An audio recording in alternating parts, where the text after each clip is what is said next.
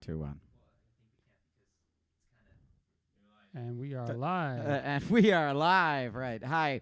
This is, welcome to Mythinformed. I'm Brian Edward. With me is Jake. Hello, On hello. the end, and Michael. Hello, hello. And we thought that we would Just compete copied my with the thing. presidential debates. And really, we just realized it was D-30 to the Minds IRL event, which will be hosted in 1 month on August 31st in Pittman, New Jersey, which is really a suburb of Philadelphia. We call it Minds, New Jersey, but it should be actually Minds, Philly suburbs. Anyways, that is Labor Day weekend, this Saturday. We're really looking forward to it. This is kind of what we're subbing for this year's MythCon, if you've gone to that before. And we're definitely encouraging you to join us. If you don't already have a ticket, you can use promo code MYTH. That's for Mythinformed. Promo code MYTH gives you 10% off. So, And you can also use promo code MINDS since we are partnered with Minds. good. So promoting them as well a little bit here. Yeah, we are. So, Jake, what do you think for the event itself? What are you looking forward to? Well, I'm kind of newer to the team than, I guess, everybody else here. So this is my first event going, so I'm not really sure what to expect. I think it'll be... well, I guess I don't really know what to think. I think it's going to be interesting. I think that the panels we have set up are varied enough that will attract certain people who will come to the event because I want to see, the panel about the Great Migration, about the digital and physical immigration, but then they'll also get exposed to other things they're not necessarily interested in, which I think is kind of, I guess, the point of what we're trying to do. So in that respect, I think it'll be successful. Okay, Michael, what do you think? Well, having been to MythCon 4 and MythCon 5, I started right before MythCon 4. A month before it, actually. That's right. I just walked in and they're like, "Hey, we've got a conference. You want to help out?" I'm like, "Okay, sounds good." Anyway, A conference in the middle of a heck of a lot of controversy too. right? Always take free labor. But that all that aside, I think this is going to be an awesome conference. I'm really looking forward to it.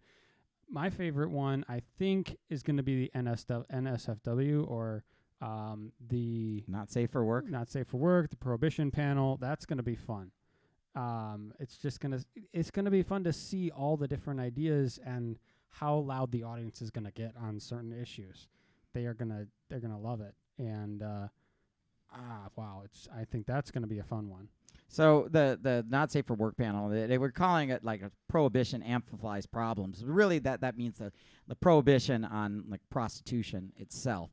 Like why do you like the panel, Michael? I mean, what do you want to where do your views fall on this? Why do you like prostitution, Yeah. Michael? Why do Why I are- like prostitution? Yeah. First of all, I'm a guy. Well, you could be and I'll Johnny, That's right? That is and relevant. and but there's gay prostitution, right? That's Like, very true. I think that it's it takes a lot of self-respect in some cases, and it's an issue that a lot of people don't know a lot about. A lot of people just hear prostitution and they think of Las Vegas. They don't think of human trafficking. They don't think of people trying to make ends meet in this terrible economy. You lose your job, you're down on your luck, and you're down and out. And what do you have left? Selling yourself. Some people would, that's all they've got left. And I have respect for some people who, make that choice because it's really degrading, and you have to. It's degrading. I don't know where else. Well, what I would you say gotcha. about the people? I mean, there's a large there's a large cam girl population out there, right? This is making tons of money on the internet. There's pornography, right? And there's people like Jenna Jameson. Maybe she's the rarity, but there are plenty of people that are empowering themselves with this through this and are being small business women. So forget Jenna Jameson, who's worth millions, but take somebody that's say making $80,000 to $90,000 a year, either through prostitution or some other form of sex work, stripping or something else. I mean, could you say that person is just totally reasonable to leave like their, $40,000 a year retail job to do that? Yes. if that's what they love to do. If that's what they love to do and they found a passion, and they always say, if you love what you do, you'll never work a day in your life. Yeah. And it works both ways. Right. So, I know? mean, we're degrading for some, right? No one should be forced into this. I think this is a particular I don't think industry that you anyone should- shouldn't be pushed into. You should know the risks in the same way if you are going to be working in the Bering Strait catching crab or on the top of a high power voltage line, changing insulators. Agreed. Sure, I think it's I think prostitution being legal in particular represents an interesting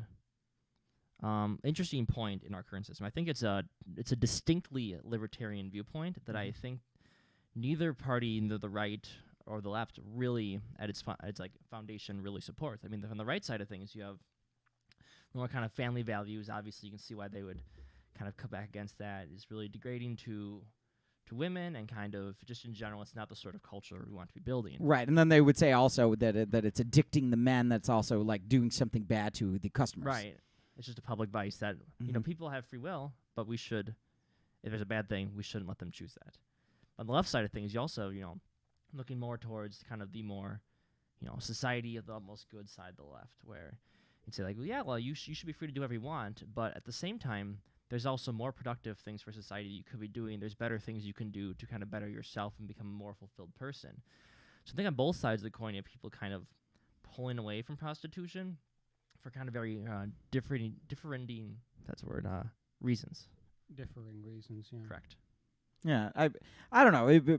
Personally, you could look at it in the same way as drugs, right? That and we're starting to say that selling them with drugs, it's usually going after the sellers, especially with things like marijuana. It's pretty hard to get jacked up in jail for a long period of time for possession, but if you're selling it, then yes. But really, the worry then about there is they're worried about the customer base. We don't want you selling this because this is public vice, and I just don't know if that's true.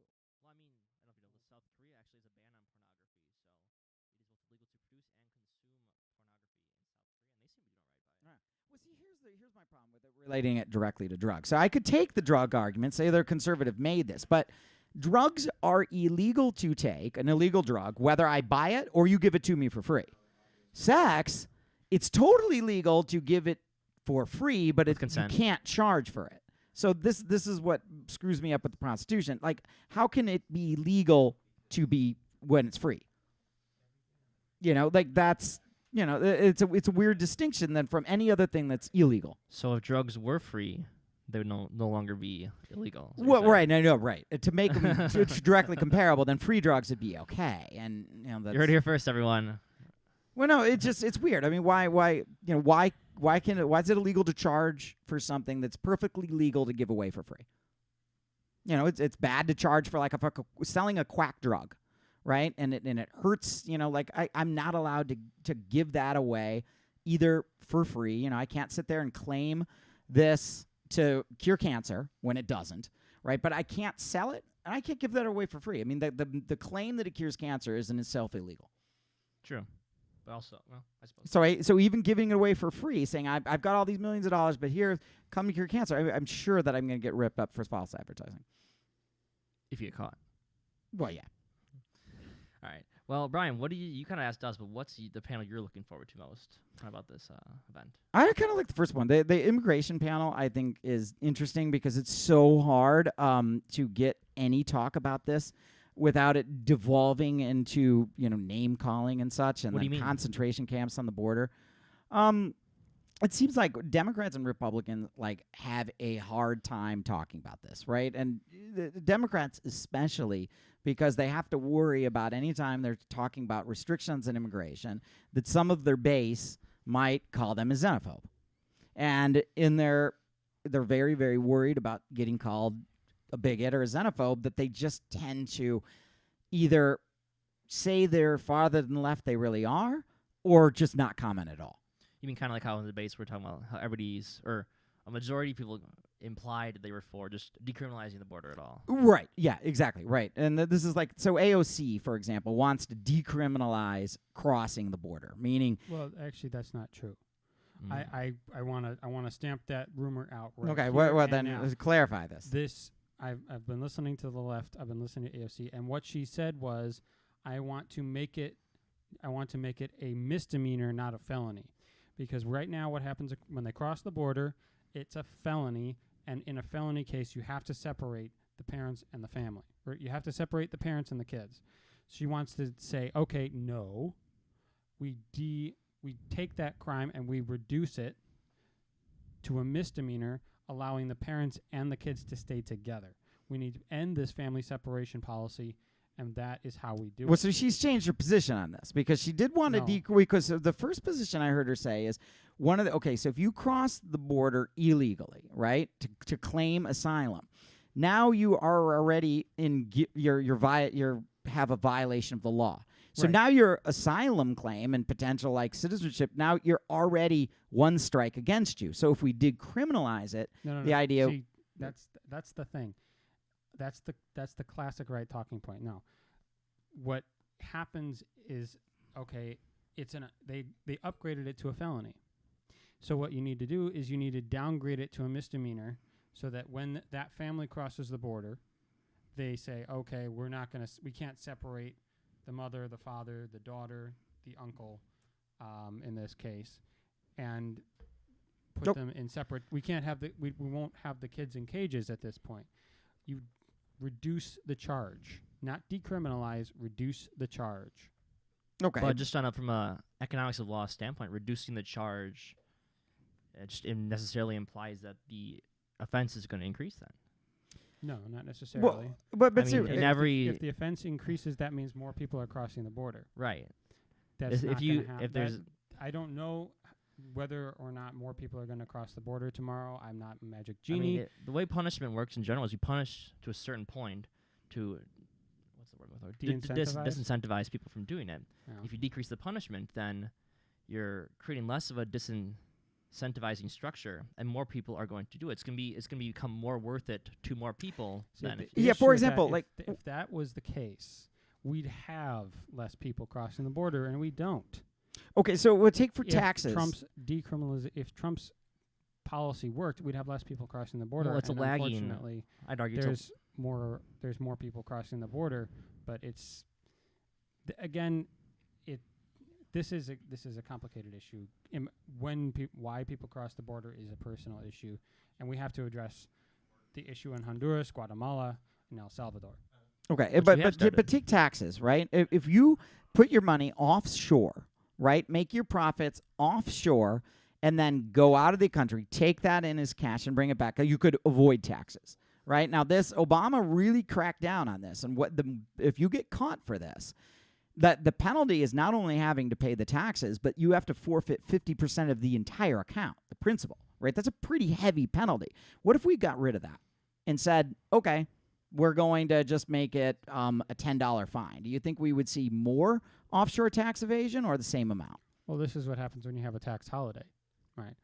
They say, oh, you can bring your assets back into the country, your principal, your capital back into the country.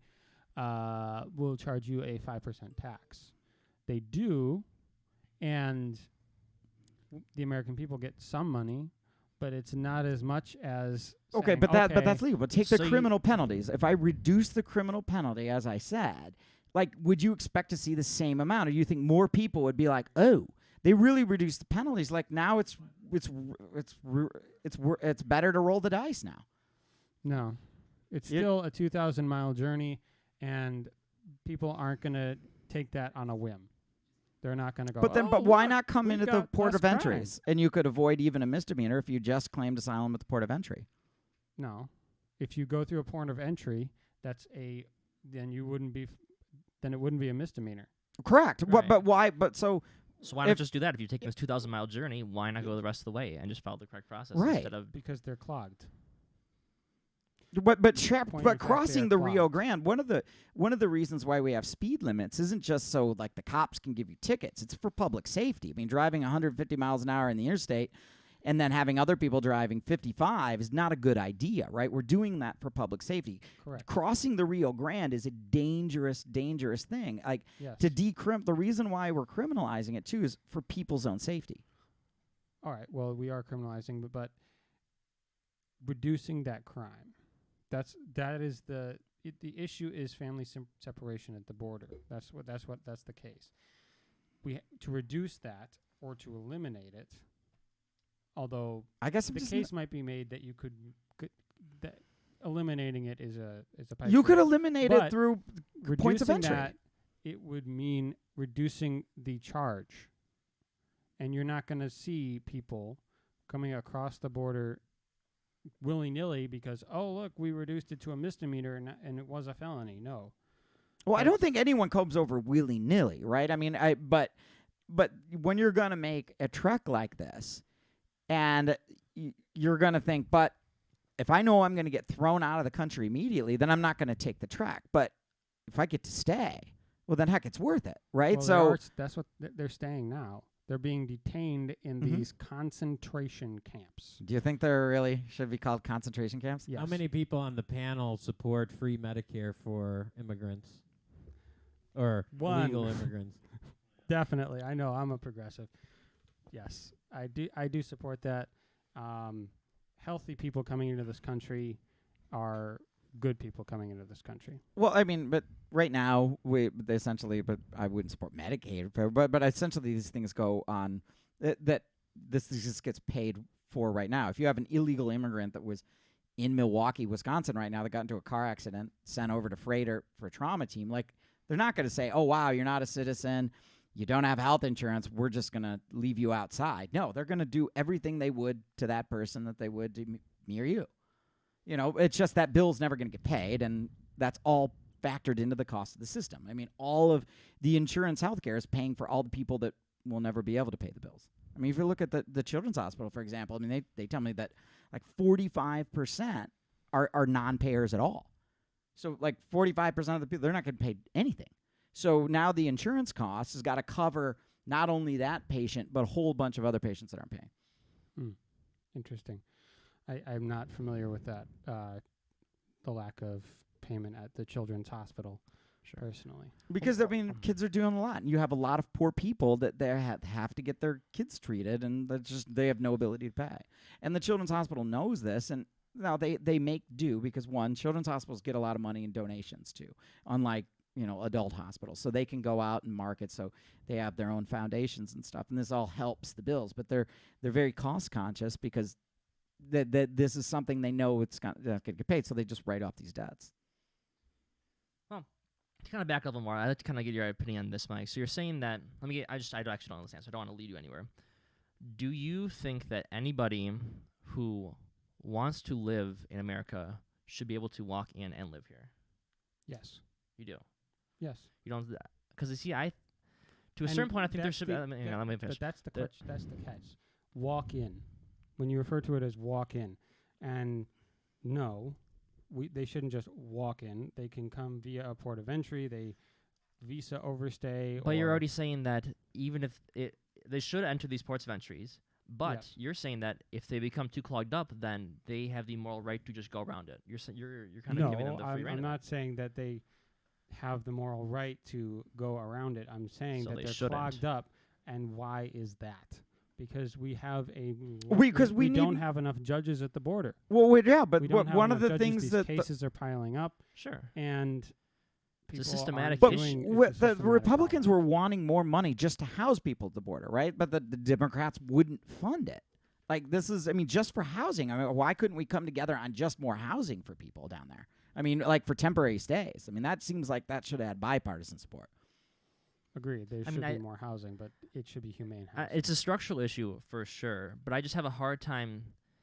I have a hard time agreeing that we should, just because there's an issue in place and people are going around the issue, quite literally, that we should then make it less of a penalty to do so. I think that we should change the structure of the system, because I think that to, less or make the criminal punishment less for going around this port of entry that we've set up, that is the law and has been the law for almost every first world country, it's going to be hard to roll back. Once you have the structures in place, then this is the policy going forward, that it's now a misdemeanor, and then people just kind of sets a dangerous precedent, I think. Well, so is civil rights, but we attacked that. We got that repealed, and that changed. What exactly you're referring Yeah. to? So here, The Civil Rights Act. I mean, like, what do you?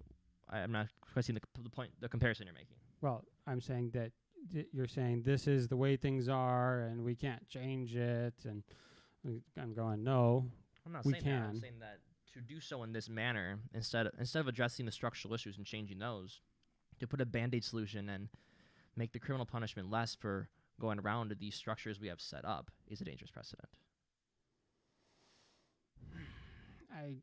It's treating a symptom and not the problem, and that it's going to just kind of kick the can down the road instead of addressing the problem. Say, oh, well, maybe we'll set these extra things people cross and have these misdemeanors. Maybe we'll change this penalty more to this sort of thing. And while all the attention is focused on this and all the resources are being diverted to this sort of effort, the structural problems are not getting changed. Well, certainly, but the less the concentration camps, the places where children are being housed, that's inhumane conditions, certainly can be reduced if there's a reduced flow into them. Certainly reducing the charge, not allowing the separation of families at the border. You don't have these influxes of kids into the prison system that this for-profit prison system. Okay, So no, the prison system is going to be a different issue. So I mean, that's separate I know from we're immigration. kind of getting a little sidetracked here. We're not. But can you answer this one? Like, so Tom in the chat said, it sounds like you're carving out an exception for families to skirt existing immigration law when you create that loophole. Like, cartels are going to seek to exploit this with fake families. And that's actually a good point. I mean, they will absolutely abuse this. And they could even, if they don't have kids of their own, because most gang members are not exactly family values kind of people, might in fact just hijack kids for, look, we're going to borrow your kid or you're going to get it. What's these families going to do? I mean, so you do want to separate kids from gang members. Right, but there's cartels, And I agree. We don't want to give we don't want kids that are these unaccompanied minors of gang members, whatever. But that's a tough thing to go, okay, who are identifying them? We don't have a lot of times it's just an instantaneous decision, and they just do it. They separate them, and the kid goes one way. The family member, even if it's an uncle or a half brother, that was the only one traveling up with them, that's not a family member. Okay, but we kind of see the idea of like kids and families, and then kids get our sympathies, right? Families definitely do. Man. But what if we were talking about a bank robber, right? And usually, a bank robber goes in, does a crime, right? Okay, that's bad. Now, bank robber goes in with his 5-year-old and does an armed robbery. Doesn't it seem worse to take your kid on an illegal activity? Was it his kid or just a random? Well, no. Let's say it was his, but like it still makes it makes the crime even uglier because now you're putting a child in harm's way. Like, then you have to get. Why not go through? Why shouldn't families go through the ports of entry? Child services involved. Then you get child service involved, and they're going to separate them. That's bad parenting, and they're going to separate them. Yes. But isn't it bad parenting? Again, for legal people, not non-criminals, to cross the Rio Grande with their kids. The robbing a bank is not as bad as crossing the border. No, it's worse. Right. Obviously, robbing the bank's worse. But no, I get that. But what I'm saying is, isn't it, if you're making a dangerous crossing across the river, like, isn't that bad parenting? Like, that was awful to see that father with their little 2-year-old, they were drowned together. But like, in a way, was it? Can you say that was irresponsibility on the father? Huh? It's bad parenting to want a better life. No, that isn't. It's irresponsible to take them on that kind of dangerous trip. Go through the port of entry. I mean, you made it to the border. I mean, it's like saying I don't want my child to suffer anymore because he has a broken knee, so I'll shoot him in the head and he won't suffer anymore. I mean, there's levels of responses to the issues. If you want a better life for your kid, the option, I wouldn't say the best or even a reasonable option is to take them across one of the most dangerous rivers in that region. Mm-hmm. It's going to be. I think it's totally responsible to go to a port of entry. This is going to be a great panel topic discussion. Maybe we should. Yeah. Okay. We can move on. We're giving you a little bit of a preview here. What's the next panel? Let's Another panel, kind of going about. Well, actually, something we were talking about before this show is the demonetized panel about how corporate America playing in activism. So something we were talking about. This is a little bit different, I guess, but I think Mike was talking about. He was watching a stream for the last debate, and it got taken down. Can you speak more on that, Mike? Sure. So I'm a fan of Nico House's channel, Mikasa Sukasa. Shout out to Nico House. Shout out to Pasta Giroduli and the fam on the Convo Couch. I was watching you guys on I know you guys probably aren't watching this, but anyway. They might see No. it later. They might see it later. No, seriously, though. I was watching the Convo Couch on YouTube. They were covering the presidential debate with their own non-corporate coverage, which was how they advertised it. They had 6,000 viewers on YouTube, Facebook, Almost and as many Twitter. as us.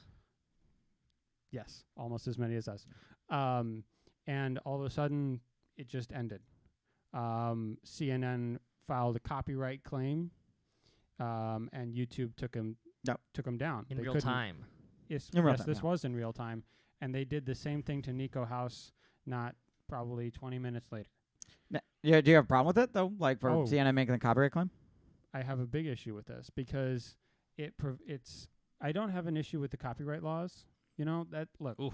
that is set, and that's something that is fine. But the issue is that YouTube can take someone down, and it's not.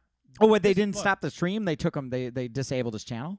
They took the stream down, but they also said no live streaming. They can't. Oh, they gave him a strike. Yeah. Okay. Well, you get a strike, but Mhm. the other issue is that So he has to wait I like was- a month or something. Yeah. a lot of us watch on YouTube. It's good behavior. He's on And parole, technically. many people watching this stream know that. You watch things on YouTube, you look for live streams, and no one wanted to live stream the presidential debates because they knew it was going to be taken down, and they knew their channels might get taken down as a result. Okay. Well, And that is corporate media using their excessive power to crush the little guy. And I'm not kidding. Well, I'd argue. Well, I'll play devil's advocate here. I don't think that's a good thing. I don't think it's something that CNN should be doing. I think it kind of falls under more of, especially being a presidential debate, being a little more public access. But I think the distinction here has to come down to the fair use laws, which, to kind of do a brief summary, fair use dictates that you can take any medium and transform it. It's very Yeah. vague because of the way creative works work. But you can take a medium, use it for your own production to produce something new. And the point is that what you make using what you used cannot be a substitution for the original thing. I think there's an argument to be made that watching someone's coverage and reaction to a debate could be used as a substitution for actually watching the real debate. Well, here's the other thing.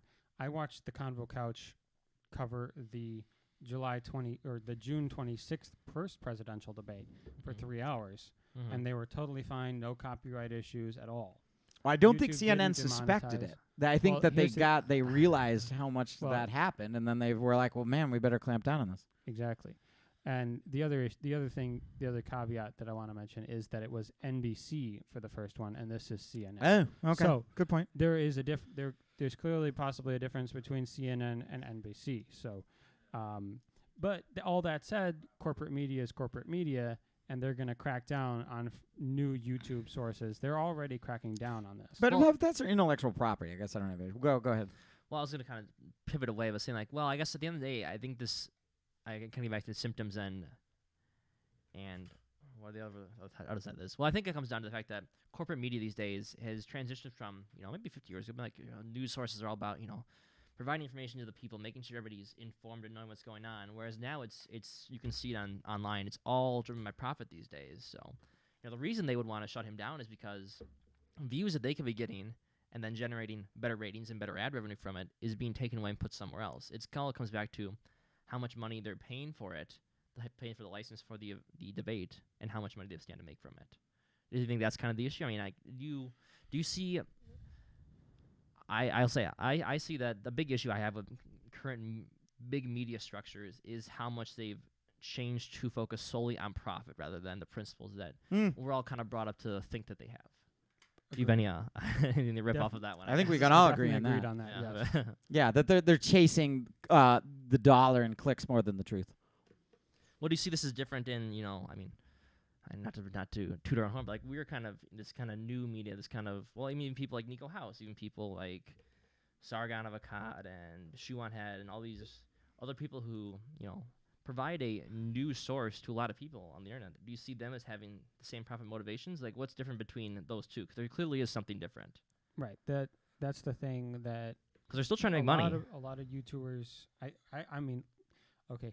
I'm not going to try and speak to the opinions of all YouTubers because that would be ridiculous. But there is a percentage of YouTubers that don't do it for profit, that do it because they feel they need to get the message out. True, but They you could be an have ideologue with a biased vision. person that doesn't care about money either. Keep going, Mike. Right. I mean this is what Kyle Kalinske says. I'm a big fan of Kyle Kalinske. But this is what he says all the time. I would do this even if I was making no money. Easy to say you're making money. True, he is making money. But he's been hurt by Adpocalypse, and a lot of YouTubers have been hurt by Adpocalypse, including this channel. But that doesn't mean that get a lot you're a of ads lack anyway. of bias, though. Just because you're not in it for the money doesn't mean you're not biased. True. There is an unconscious bias in certain sources, and trying to remove all bias is ridiculous because We're all biased, right? All you can do everyone is has their minimize life bias. experiences that play Mhm. into their their lens that they see the world through. They live through their experiences, their values, and whatnot. Their intersections. Good one. Yes. But So always using the same lens, though. There was a comment from Elliot here that he was about your boy. He said that Nico is somewhat well knowledgeable about history, but he basically takes the Marxist view on pretty much everything. And that, I think he maybe means cultural Marxist view there. But but you always, and I don't know that much about Nico to where I'm going to make a judgment call on that, but there are some people that always say, let's use the intersectional lens for this. And they always use the same lens when you probably shouldn't. You should probably try on different lenses. definitely, and changing your perspective, that's one of the points of this entire conference. Yeah. Changing perspective, changing minds, and coming to this conference to have your mind changed is one reason some people are coming. And to get a different perspective. And it's always important to get different perspectives. And that's why I enjoy talking to you, Brian, and you, Jacob, because you guys have different opinions than I do. And so I sometimes can live in a bit of an echo chamber. And that goes... We all can. I think do. we all can, right? So it's gravitate important to towards a see. certain kind of media, and you have to force yourself out. And it's better to be friends with people that think differently because they will they'll more naturally pull you out of that. Yes. And you want to give that more credence because you are friends with them. So the fact that you're friends with them gives a certain amount of buy-in that I would maybe listen to an argument that I wouldn't from a complete stranger. Right. So that's good. All right, well, I have no good segue to the next panel, and it's something that I have a lot of thoughts on, so maybe I'll leave this more to the two of you. But the next panel we're going to talk about is the nuance, context, and the future of comedy online. So this kind of, there's been a couple high-profile cases over the last handful of years. Sargon being one I mentioned earlier, but you always got Louis C.K. People who've kind of come under fire for making, let's call it avant-garde comedic attempts. I guess so, I guess kind of what does comedy, with people kind of getting more politically correct, for better or worse, with people kind of becoming more aware of other people's, the way what we say and act affects other people, does comedy continue to have a place going forward in the future? Well, I think comedy will always have a place because comedy is some sort of catharsis for society. We use it to change our view. We use it to lift the mask off of the status quo, and that's always what comedy seems to be. Maybe I'm wrong, but comedy you poke holes in the narrative, and people find that hilarious because you're poking holes Or in the you're narrative. or you could try on something in comedy that that is difficult to deal with, like that uncomfortable truths, Yes. right? And that they're easier to try on in a comedic form than they would be for like just a discussion. Yeah, and that's the thing. Things a like lot death, right? It's a lot easier to joke about death than it is to really, talk about what's your funeral going to be like. You could say that in a comedic way, like, oh man, I'll tell you what my funeral is going to be like, and you could, that's a great comedy routine, but like, do that without comedy. That's a lot more obnoxious. It's morose. Right, and that people go to laugh. People go to these comedy clubs. They laugh. They expect their ideas to be challenged. Some of them do at least. At least I hope so. I got a question for you, then, Mike. People generally we see comedy performers at clubs to an audience, but who is comedy for? Comedy is for the people, and by Which the people? I mean everybody. And I do, in fact, mean comedy is for everybody. You're not going to win everybody over with your comedy, but that shouldn't stop you at all. But do you need a certain amount of people for it to be considered acceptable comedy? So if I make a joke that I think is funny and no one else in the whole world does, is that still an acceptable joke to make? That's a Yes. really inside joke, man. Yes. Like, I would say yes. That's an acceptable. That's a joke. Now, I do want to preface that. Well, I should say I do want to add a caveat to that. I don't accept that there are. I accept that there are some jokes that are beyond the pale, because there are some. Can you give an things example? Joking about the Holocaust. Verbatim. Oh. Joking about Really? Nazis. Joking about. Well, Steven sorry, Lynch has Dan. got a hilarious Um, routine on that. Like- I know. There are ways to paint that. Mm-hmm. There are ways to paint that, but if you paint it in a sense that it is absolutely crass, absolutely degrading, Right, yeah. then you say, okay, well, hold on, you might be crossing a little bit of a line. But right, but it's a one th- line's, we could laugh at a joke about, Christianity, somebody else can't. We can laugh Very at true. a joke about Islam, somebody else can't. I mean, our line is different than maybe the Holocaust joke goes over the line, But it's hard to know if And- the joke went over the line unless you tell it. Right. And each culture is different, I mean, if you are in a comedy club or doing a show in Saudi Arabia versus doing a show in Dallas, Texas, Yeah. or even in Milwaukee, Wisconsin, there's certain jokes that will not go over well in Saudi Arabia. But you that would kill in Dallas. are you like but if but don't punish comedians Unfairly. I mean, like, in a sense, there's a case where obviously Count Dankula is going to be at the conference. He famously got nailed for the Nazi pug routine, right? No, that was hilarious. Right. No, but it's a Nazi joke, Mike. Controversial, right? Anyways, and it has a Holocaust reference, I suppose. But anyways, there's another comedian recently got in a lot of hot water. This is going to be on the flip side. So they were joking around in England, and they said, in those milkshakes that you're throwing at everybody, maybe next time put battery acid. Ha. Now, see, that draws there. You have to draw a line because that's a threat of. Well, is it? That- But I mean, yes, if that it's is a said threat- threat of yeah, okay, now violence. I didn't tell the joke exactly like how they said it, but I mean Right. that was the point. I mean, but it the same way is gas the Jews. Can't really. We're probably censored there, but like. Yeah. But when Mark Meacham said that, right? I mean, did he literally mean that, or was he trying to say, this is what the bad Nazis did? Like, I have made my dog into a Nazi. Obviously, the dog isn't going to do anything. Did he really mean any threat to any Jews? I don't think so. No, I agree. He didn't mean that in a mean way, and so And there, I don't think Therefore, that this it's funny. comedian did either. And the thing is, how do you know? Like, and maybe But- Mark Meacham said maybe he would agree, and I don't know. Like that maybe he went over the line later. Like you could always be a comment like, God, man, I thought that was going to work, and maybe it did go over the line. I don't know, but like you've got to tell it to really know. yeah,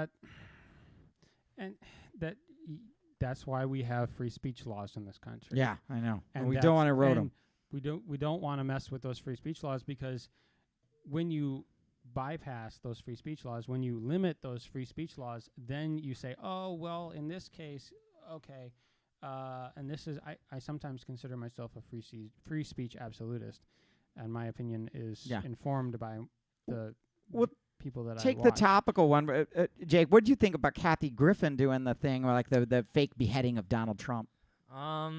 This is a while back. Yeah, I remember this. I think that was. I don't think it was very funny. That's anything. I think it was. She kind of. Were you offended? I wasn't offended. I was more shocked. I was like, oh. I think like people kind of got caught up in the whole, oh my God, we hate Trump thing to realize that he's like the leader of a country, and you just like made it like a picture of him holding his bloody head, which is a la Jihadi John, take a step right? back, you're like, okay, this is a little. I don't know about this, but it seems more threatening than joking to me. I guess I'll say that. Yeah, but I don't think, as much as I really don't like Kathy Griffin at all.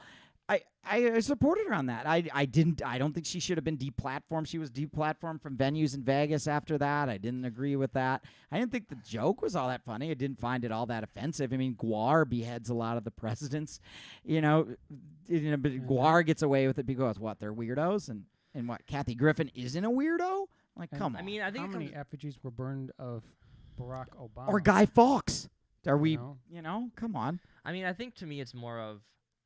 From what I remember of it, it was if she would have said, "Whoops, my bad. That was a little too far." I'm she sorry. did. She cried. But then she pulled it back. It was that, like, this was result of people of all of you kind of telling me what to do and encouraging. She pulled it She, back. like, really kind of said that she wasn't the one to blame because X, Y, and Z reasons. Yeah. Which So she apologized, then retracted the apology. right.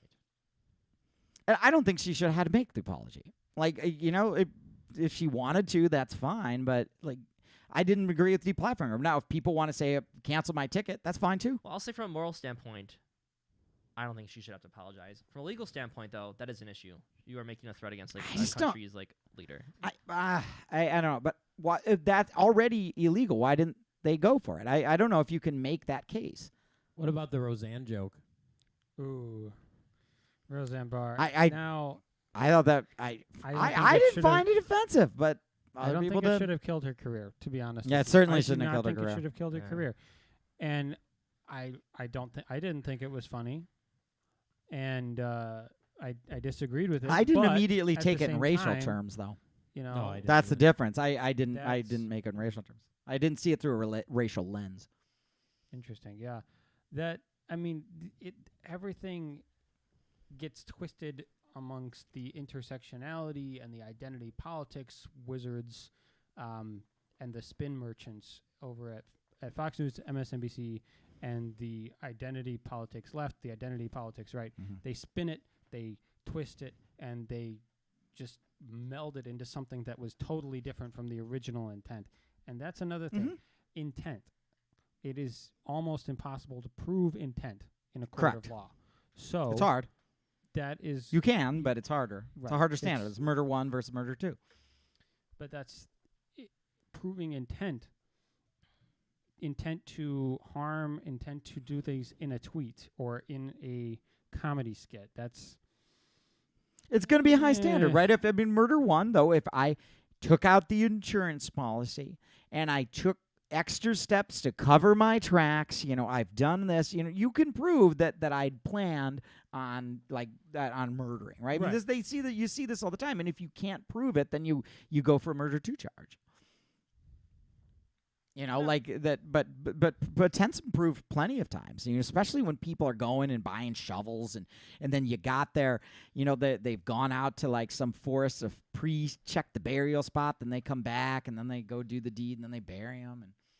right. And we can get into criminal law and watch Law and Order. And But I stuff, mean, at some point, you can prove it, or else there would never be a murder 1 charge. Sure. I mean, I think it's been interesting. I'll be interested to see what they have to say at the panel, at least. I mean, we're kind of running a little short on time, so we'll kind of shuffle along to the next one, which is kind of probably a more provocative panel title, which is Ending Racism, Violence, and Authoritarianism.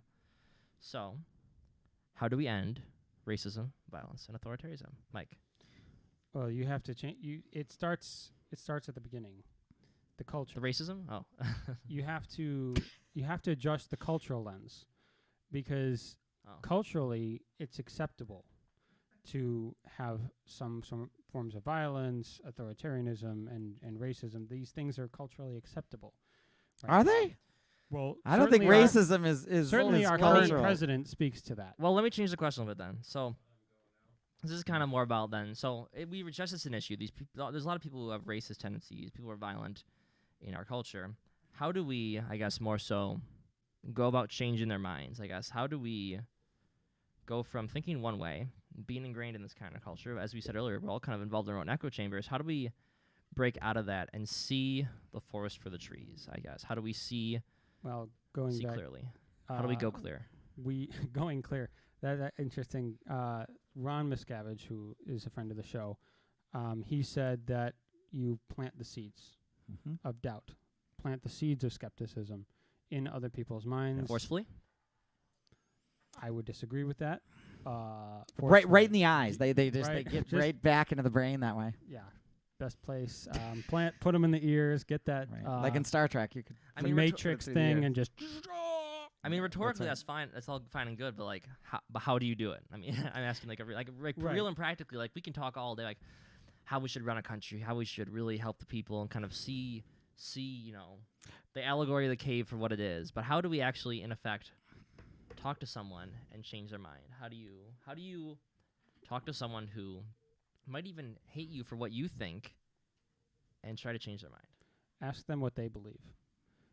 Get them to explain their beliefs, and the more they explain their beliefs, the more they see the flaws in their own logic, and you poke little tiny holes in their logic, and all you can do is plant the seeds, as I said, and let the water in. See, I think we're already well on the way. What you do is you make all the actual discrimination by job, by redlining, by housing, loans, things like that. Make that all illegal, right? And there's a big cultural shame against that right now.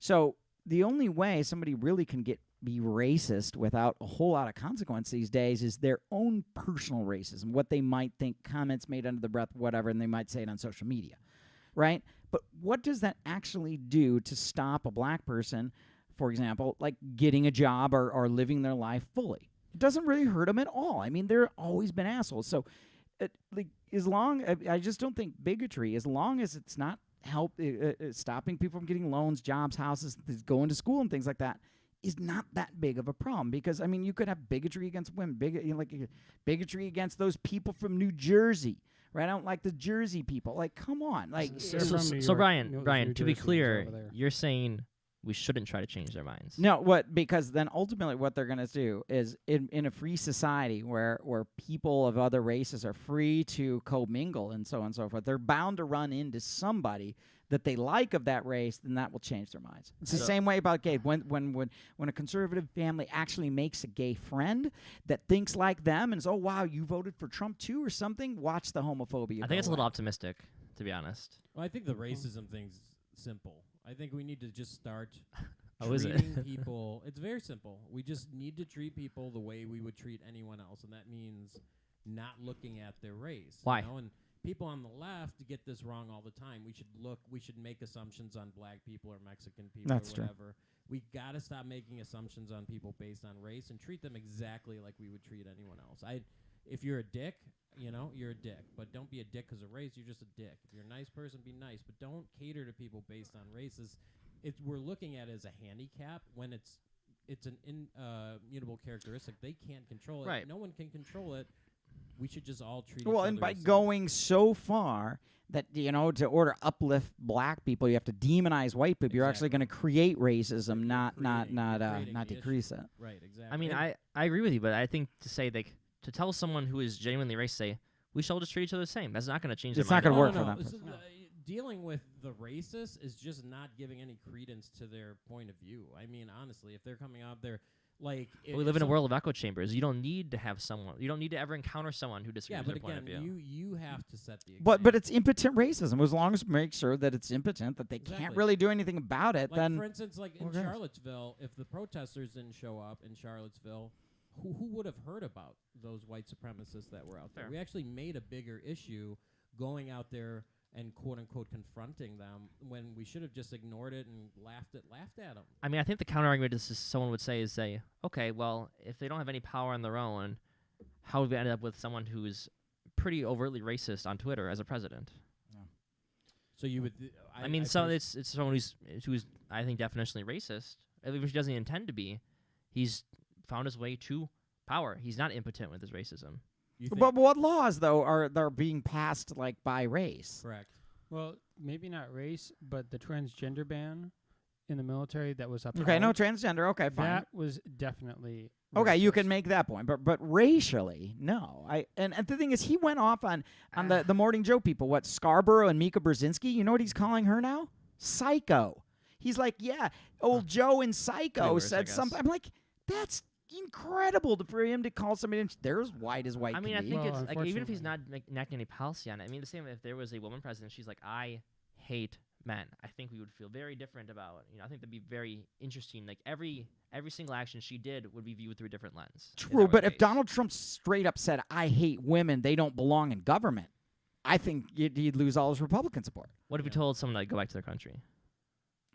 That was bad. Yeah. I think, but that was Very widely condemned by Republicans. And it was condemned. But it's what he also- believes. Huh? But it's also what he believes. Well, and that was a really poor way of calling them out because they have made some heinous comments against the country and their stances on the U.S. and he handled that extremely poorly. But also, it wasn't covered that he also said, "Come back to the U.S. and show us how it's done." Like that part of the tweet wasn't covered. To be fair, but yes, I don't agree that president should be using that kind No, he of shouldn't. language, anyways. But And there were all kinds of Republicans that said, "Look, don't defend the tweet." I think the issue is like he would be granted the benefit of the doubt if he'd ever shown that he knows enough to be granted the benefit of the doubt.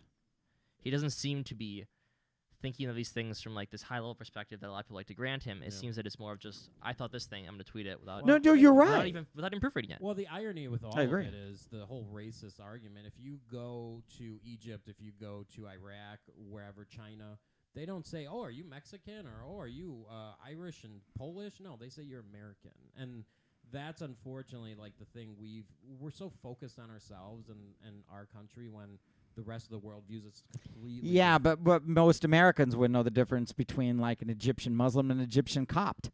Of course, but the point I'm making is this racism that we talk about is only in our country. Like when we leave this country, they don't say, "Oh, well." There's There's a lot of Arab against black racism going on. Yeah. But- Arabs are very racist. Like there's a lot of And racism other going on cultures in the are Middle East. Very racist versus other cultures. Absolutely, Chinese. That there's racism in Mexicans just and about Puerto every Ricans place. Yeah, hate each other. I mean, absolutely. it's a long rivalry. Now we're supposed to call that colorism, I suppose, these days, which I think is stupid. But but it's there. But what you're saying though, like but take and I'm with you, Jake, that those comments suck. But but then take Ilhan Omar, right? You have a certain amount of people constantly ripping on her and saying how completely un-American, but then as many people are defending her and saying, look, you got to consider the context and Some so on and people so forth. did Do you put something- them in the same boat or not? Yes. Okay. So you're just straight up saying both are bad, this terrible language, you got to know better to be in government. Absolutely. Yeah. Okay. Justice is blind for a reason. Okay, that's a fair stance. What do you think, Mike? Well, I think that Ilhan Omar certainly is a true American. And to be critical of America, there is nothing, and I say nothing, wrong with being critical of America. What makes her a true American? I'm curious your What makes definition. her a true American? Yeah. She Not that I disagree. I'm just curious. She is the American dream personified. Okay. She came from a refugee camp. She worked her way up. She became a member of Congress. She represents the opportunity that America provides. Yeah. To go from refugee status Anybody to an can- elected congresswoman. Yeah. Anyone can be president. Well, anyone can be congresswoman. All right. Anyone can be a so congressman. you're saying she's a true American, but do you think she actually likes America? Yes. I do? believe she likes Interesting. America. But is her vision for America like totally different than somebody like I don't know Mitch McConnell? Yes. Oh God, yes. Yes, they have totally different visions of America, but that doesn't mean that Mitch McConnell and Ilhan Omar are any less un-American. Everybody has a vision of this country, and everyone can have their own vision of this country, and that is what drives us. Right. Because, I mean, I see totally different than you, but we're both Americans. No one would call us un-American. Criticizing America, I believe it was Thomas Jefferson who said the highest form of dissent is the highest form of patriotism. And so to be critical of this country, to say, okay, things are bad. That was how Donald Trump ran his campaign. That's true. He ran his campaign on Make America Great Again. Do you think she's racist? I do not think she's racist. Really? How do you define No. racism? I don't think she's racist. I do not think she's an anti-Semite. I think she's been I will come out and defend Ilhan Omar, Alexandria Ocasio-Cortez. But they're different they people. make mistakes. Okay, Right. Everybody makes mistakes. Donald Trump makes mistakes, and when I agree with Donald Trump, I say so. When I agree with Ilhan Omar and Ocasio-Cortez, I say so. I agree with them a lot more than I agree with Donald Trump, and so it appears like I support them more. I do support them more because I support the president less, but they certainly do want what's best for this country. Well, and they want it in their own way. And so does but Donald The Trump. reason I ask that is a quantification. So you guys are saying that Trump is racist based on his comments. When she makes comments like we should be more afraid of white men, and she's using To race, be completely fair, that was that. To be totally fair, I hate Ilhan Omar, but that clip was going around on Twitter is doctored. So they cut out what she was trying to do was parody, like saying, "Look, that she was trying to say, look, it's never justified to have to be like proactively searching, like okay, we're going to profile Muslims, we're going to profile, and then what she was trying to do is set up, let's profile white men, and she was trying to make an obnoxious justification for it, and then put that on par with a profiling of Muslims.